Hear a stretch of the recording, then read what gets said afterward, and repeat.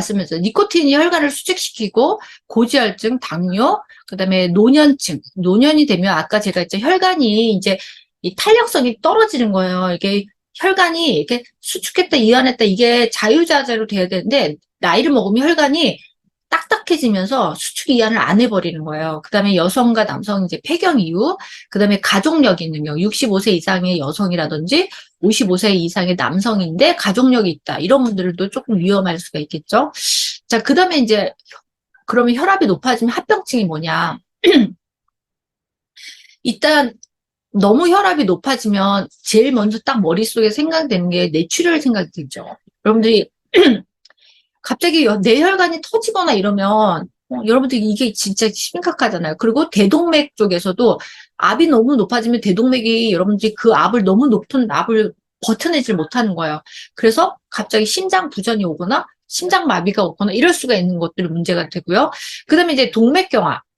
아까 이제 이거는 그 장기의 문제라고 봤으면 이제는 이제 혈관의 문제이죠. 이거는. 아까도 말씀했죠. 혈관이 갑자기 막히거나 터지거나 이러면 이제 뇌경색이 오거나 뇌졸중도 올 수 있고, 또 부정맥이 뭐냐면 막 혈관이 아니 심장 박동이 너무 급하게 빨리 뛰거나 너무 천천히 뛰거나. 그래서 예를 들어서 우리가 심장 박동이 보통 분당 1분에서 한 80회 정도가 정상인데 60에서 80이 정상인데 어떤 사람들은 1분에 막 120회, 140회를 뛰는 사람이 있어요. 그럼 140이 뛴다는 거는요. 나중에는 정상적으로 140의 수축 이완이 되는 게 아니라 그냥 심장이 부르르르 떨기만 하고 제 기능을 못 하는 거예요. 그러다가 갑자기 심장이 멈춰버리는 거예요. 이게 바로 부정맥이거든요. 그래서 140회 이상 막 갑자기 심장이 140회를 뛰는 게 정상적으로 뛰는 게 아니라 부르르르 떨다가 딱 멈추면 이게 갑자기 급사가 되는 경우 있어요. 이런 경우는 이제 빨리 병원에 가서 피스메이커라든지 뭔가 심장이 심어야 되겠죠. 그래서 이런 경우. 그래서 일단 이게 장기의 문제가 올 수도 있고 혈관 자체의 문제가 올 수 있기 때문에 여러 가지 질병을 유발할 수도 있다는 거죠. 그리고 이제 고혈압이 또 표적장기라는 게 있어요. 무슨 얘기냐면 어떤 그 장기를 가서 유난하게 그 장기의 문제를 유발하는 걸 표적장기라고 하는데, 표적장기를 검사하면 고혈압의 합병증을 어느 정도 알 수 있는데, 첫 번째는 눈이에요. 눈. 여러분들 그 눈, 당뇨도 그렇지만 고혈압도 눈의 망막혈관을 우리가 보통 안저 검사를 하면 이 눈 안에는 혈관을 보는 거예요. 망막혈관을 봐서 이게 혈관이 좁아져 있는지 높아져 있는지 압이 높은지, 우리가 안압도 검사하잖아요. 그래서 압이 높아져 있는지 혈관 어디가 막힌 데는 없는지 이런 것들을 보는 거죠. 그래서 고혈압 있으신 분들은 특히나 이게 고혈압 당뇨 있으신 분들은 특히나 이거 망막혈관을 잘 1년에 한 번씩 꼭 검사하셔야 돼요. 안 그러면 나중에 진짜 시력을 잃을 수도 있거든요. 그래서 이렇게 조심하셔야 되고, 두 번째는 이제 심장이죠. 압이 높아는 거는 여러분들이 그렇게 생각해 보세요. 이만한 관이 있는데 물은 양이 엄청 많아졌는데 이 관이 좁아져 있으면 어느 날 펌핑이 심장에서 이렇게 확 짜가지고 엄청난 양의 압력으로 물을 확 내보내는데 이 압이 좁아져 있으니까 이 관이 뻑 터질 수가 있잖아요. 그래서 이게 문제가 되는 거예요. 그래서 이 심장 때문에 심장 비대, 뭐 동맥경화 촉진, 심장이 부담을 느끼는 거예요. 부담을 느껴가지고 갑자기 급사하거나 뭐 협심증이 오거나 심근경색이 오거나 부정맥, 심부전 이런 증상으로 갑자기 죽는 거죠. 우리가 쉽게 얘기하면. 그래서 여기 보면 심장에 이제 이렇게 혈관을 공급하는 큰 혈관이 있어요. 이렇게 심장이 있으면 심장에 큰 연결된 혈관이 있어요. 그걸 우리가 보통 관상동맥이라고 하는데, 여기 관상동맥, 심장에 관상동맥이 막혀가지고 그렇게 큰 혈관이 어딘가 막혀버리는 거예요. 그래서 심장에다가 피를 공급하지 못하는 거예요.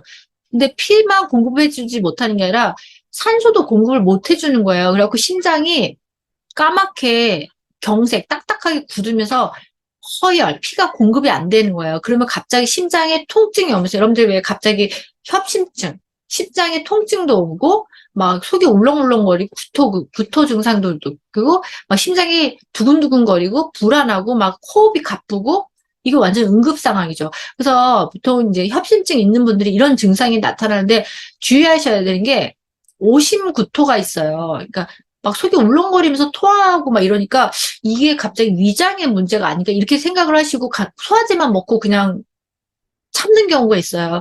근데 이게 가슴에 통증도 오면서 갑자기 호흡하는 게 좀 답답하다 이러시면 이게 위장의 문제가 아니라 심장의 문제라고 한번 생각하시고 바로 응급실 가셔야 되는데 이게 그냥 소화제만 먹고 괜찮아지기 하고 있다가 갑자기 심장마비로 오시는 경우가 많거든요. 이런 것들을 조금 주의 깊게 보셔야 돼요. 그래서 환자가 호흡도 답답하다. 그리고 가슴도 아프다. 심장이 있는 그 중앙에서 약간 좌측으로 가슴이 너무 답답하다. 통증도 온다. 이런 증상, 막 갑자기 찌릿찌릿하면서 아프다 이러면 이것은 협심증의 증상일 수 있으니까 바로 응급실을 가셔야 됩니다. 자, 세 번째는 이제 어디가 문제가 되냐면 신장이에요. 우리가 혈압이 높으면 당뇨도 마찬가지지만 혈압이 있거나 당뇨가 있으면 신장의 세포가 손상이 돼요. 신장의 세포가 손상이 되면서 우리가 피 속이나 소변으로 단백뇨나 혈액이 나가면 안 되는데 얘네들이 거르질 못하고 바깥으로 내보내는 거예요. 내보내면서 심장에 그 문제가 생기면서 신장이 손상이 되는 거예요. 혈압 때문에. 그래서 신장에 문제가 올 수 있고요. 그다음에 다섯 번째는 뇌저대. 우리가 뇌혈관에 막히거나 터지거나 이런 것들도 혈압이나 동맥경화 때문에 뇌혈관이 오는 경우가 많아요. 그냥 뇌의 문제가 뭐 유전적으로 뇌혈관 기형이라는 병이 있어요. 그러니까 혈관이 어디가 꼬이거나 어디가 막히거나 이런 분들이 있거든요. 유전적으로. 그거는 이제 유전적인데 본인이 모르고 있다가 나중에 증상이 나타나서 이제 뇌혈관 조영술 같은 걸 해서 발견하는 경우도 있지만 대부분은 그런 질병이 없는 경우라면 대부분 이제 혈압이라든지 동맥경화 때문에 우리가 뇌혈관 질환이 오는 경우가 많기 때문에 여러분들이 이 혈압이 있으신 분들은 항상 네 가지 장기를 꼭 체크하셔야 돼요. 눈, 심장, 뇌를 꼭 체크하셔야 돼요. 그래서 고혈압 환자들이 보면 대부분 이제 이 뇌혈관 질환이 오는 경우가 많기 때문에 주의하셔야 되고 그래서 의사 선생님들도 고혈압 약을 먹으라고 하는 이유가 뇌졸중이 무서워서 고혈압 약을 먹으라고 하는 거거든요. 예방적 차원에서 드시라고 하는 거예요. 무섭기 때문에. 그렇고요. 그러면 이제 여러분들이 어떻게 관리를 하셔야 되냐 얘기를 하겠습니다. 첫 번째, 비만 환자들은 체중을 빼셔야 돼요. 자, 여러분들이 체중 빼셔서 체중을 다운시키면요. 여러 가지가 좋아져요. 반대로 내가 정상인이었다가 비만이 되면 혈액순환이 증가되고요.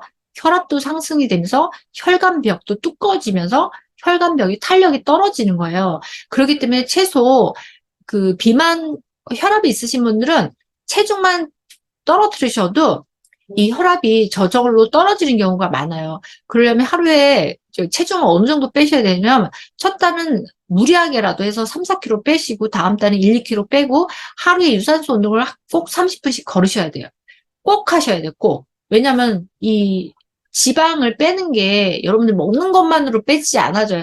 여러분들 물론 식이 조절을 하는 것도 중요하지만 여러분들이 어느 정도 유산소 운동도 해주셔야지 지방 찌꺼기들이 제거가 되기 때문에 유산소 운동을 꼭 같이 하라는 거고요. 그다음에 염분 섭취를 제한하라는 거죠. 아까 제가 말씀드렸죠. 짜게 먹으면 물을 많이 먹게 되고 물을 많이 먹게 되면 압이 높아진다고 말씀드렸어요. 그래서 악성 고혈압 환자들은 하루에 3.5g 이하로도 드셔야 된다는 보통 하루 20g을 먹는데요. 보통 사람들이. 근데 이제 악성 고혈압이 있다는 분들은 이 3.5g으로 많이 싱겁게 드셔야 돼요. 여러분들 아마 병원에 가보시면 병원 식사 해보신 적 있으실 거예요. 입원하셨을 때 그 병원 식사는요, 이게 간을 했는지 안 했는지 정말 너무 심심하게 나오거든요. 그 정도로 드셔야 됩니다. 그 다음에 이제 우리가 해조류 많이 먹으면 이 나트륨 같은 것들을 바깥으로 빼주는 역할을 해요. 그래서 다시마, 김, 미역 같은 것들이 나트륨을 바깥으로 빼는 역할을 하기 때문에 이런 거 많이 드시면 좋고요. 그 다음에 아까 제가 단백질 먹으라고 그랬죠. 단백질 먹어야지 혈관벽이 튼튼해진다. 콜라겐의 합성이 문제가 있기 때문에 예, 뇌졸중에 오신 분들도 마찬가지예요. 뇌졸중 오신 분들도 고기 안 먹고 아예 고기 자체를 안 먹는 분들도 많거든요. 근데 여기 보시면 단백질이 부족하면 뇌졸중으로 진전하는 속도가 빨라지기 때문에 고기를 드셔야 돼요. 근데 단백질 섭취가 지방기 없는 살코기를 먹는다든지 아니면 식물성 단백질로 섭취한다든지 이래서 고기를 꼭 드셔야 됩니다.